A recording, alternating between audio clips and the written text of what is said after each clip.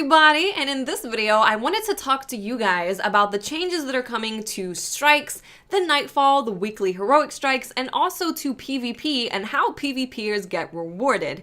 This was posted in the Bungie weekly update yesterday, which always gets posted right when I start streaming, so I end up having to make a video a day later, which is lame. I'm gonna have to change my schedule. On that day that they post the Bungie weekly update, I'm not streaming while they do it, because I want to get this video up for you as soon as possible. But that's why in this video, I wanted to not only just inform you of the things that are happening, but to give you guys my opinion about it, because I've had a good amount of time to think about it and have some clear thoughts on the changes that are happening. So Luke Smith said in the Bungie weekly update that going into year 2, there's some things that they wanted strikes to be. They wanted strike replayability to be augmented by variability, bosses with more interested combat phases and less vitality, strike-specific rewards, for example, armor drops that look like trophies from the strike bosses, and weapons that only drop from certain strikes. So first of all, let's talk about my opinion on this. I'm super excited.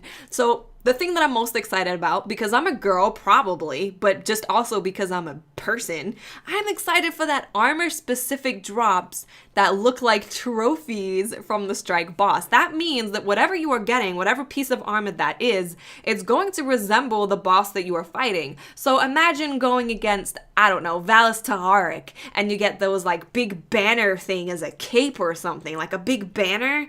The big banner thing that he has. Or maybe if you go against Sepix and you get a big eyeball helmet, like your helmet's literally a big purple eyeball. This sounds awesome.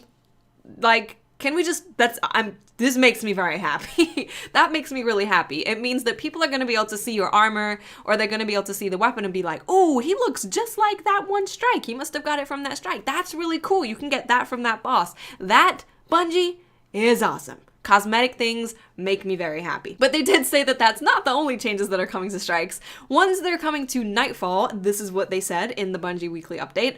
Our desired Nightfall experience is the weekly ritual where you get together with your friends for a test of thumb skill and allow players to optimize for gear.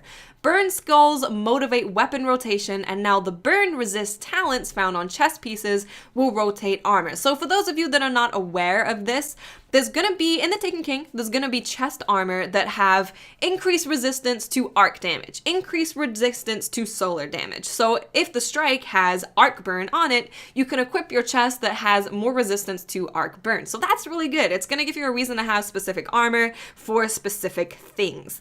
They also said that the death penalty of being kicked to orbit often leads to players feeling forced to play too safe rather than running through the world as a monster killing machine.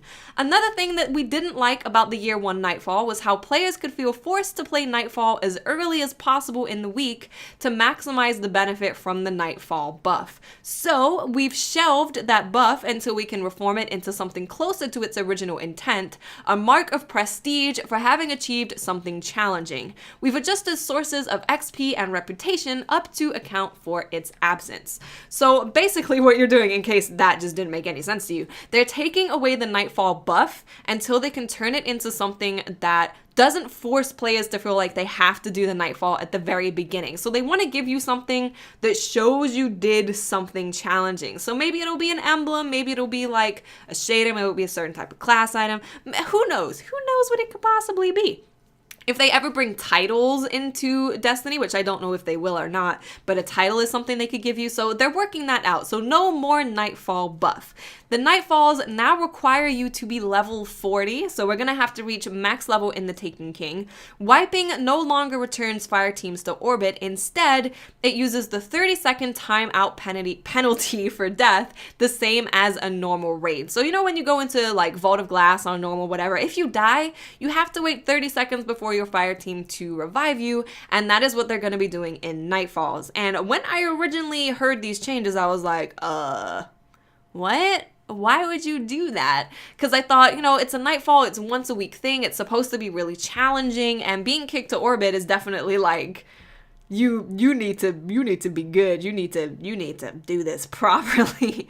But then when I started thinking about it, and I was thinking about the type of strikes that they're coming up with, you guys have only seen one, but a lot of these new strikes are actually really difficult to hide from. You can't sit back carefully. You can't go hide in a corner. There's nowhere to hide. The bosses are chasing after you, and you have to take them head on and just use your gun skill, use your equipment to the best of your ability in order to complete that strike. So being kicked to orbit might actually not be that good in the new raids that are coming up. So when I think about it like that, and I think that they want people to just engage more with the strikes, they don't want them to just sit back and be really scared. They want you to enjoy it. They want it to be fun. They want it to be challenging, but they don't want you to have to sit in a corner and hide in order to complete the Nightfall because you're scared of being kicked to orbit. So I'm actually okay with that. I'm okay with that change because I want to interact with strikes more. When it's the Nightfall, I don't want to hide because obviously it's going to be at least level 40, probably like 42, the strikes. It's going to be really difficult. So I think that change is really good for the direction that they are moving in when it comes to strikes. Now, the weekly heroic strikes, they've said that they've removed a dedicated weekly heroic strike from the game this fall. In its place, they've added a new playlist called the Vanguard Heroic Playlist. Each week, players receive bonus legendary marks from the weekly heroic playlist. These awards are received at the account level rather than the character level, as was with the case with Year 1 weekly heroics. So they've made this change to enable players to focus on a single character more or feel less pressure to gear 3 characters at once in order to get legendary marks. So what you're going to be able to do is go into a playlist, you can play it as much as you want, and you're going to be able to generate legendary marks for your entire account. It's not just going to be for your hunter and then you can't use it on your titan. It's going to be for your entire account. So if you want to level up your hunter, you can choose to get legendary marks on your titan and your warlock and your hunter to put towards getting your hunter better gear. So the only question is, how the hell do I grind for strange coins? Because that's how you get your strange coins right now. You do the weekly heroic strike. My guess is that maybe faction packages are going to be giving you more rewards. Maybe they'll just automatically give you a lot more strange coins, and that you're going to be able to get strange coins in many different places because the reward system is being vastly improved in the Taken King. So that would be my guess, that we're just going to have way more places to get strange coins from. So what the weekly heroic is now, it requires level 40. So again, all of these activities are end game activities after you have leveled up to the max level possible. They've also removed the weekly cap on how many legendary marks can be earned. So as long as you want to keep grinding out that heroic playlist, you're going to be able to get legendary marks. There is no cap. I think you can only hold 200 at a time, but there's no cap on how many you can earn in a week. You can earn 1 billion. If you want to earn 1 billion, you can go ahead and earn 1 billion. And also you get a guaranteed legendary engram drop from a character's first clear of the weekly heroic strike playlist. Now moving on to PvP, which is a little more my type of thing, for the weekly PvP ritual, which we've not had before. We've not had a weekly PvP ritual. What they say is that Nightfall was built as a ritual experience for groups of 3 players in PvE. In Year 1, we didn't have a good weekly ritual experience for PvP players. So what they're going to be doing is once you have completed the PvP intro chain on Lord Shaxx, they receive access to a weekly PvP quest on Lord Shaxx and the PvP Quartermaster. Each week, Lord Shaxx will have a bounty called the True Meaning of War. Completing this bounty each week, which requires completing the PvP weekly bounties, grants players Nightfall tier rewards. So in case all of that was just a big old mumbo jumbo, because sometimes these notes are pretty mumbo jumbo-y, basically what's going to happen is Lord Shaxx is going to have weekly bounties. Say he has 5 weekly bounties, and the last weekly bounty being complete all of the other weekly bounties. There'll be things like go into a fire team with 2 people and get 20 headshots, something like that. They're going to be a little bit more complicated, a little bit more specific than just regular PvP bounties. Once you complete all of those bounties and finish the last one, which is completing all of those bounties, you will be eligible for the PvP weekly reward. And what that is it grants players Nightfall tier rewards. So it's going to be a legendary, it's going to be an exotic. So that is really, really, really good. PvP players didn't have any way to kind of grind for their exotic besides just playing the Crucible a whole bunch. So this is really good for us. I love this. I love everything about this. I love it. I just love it.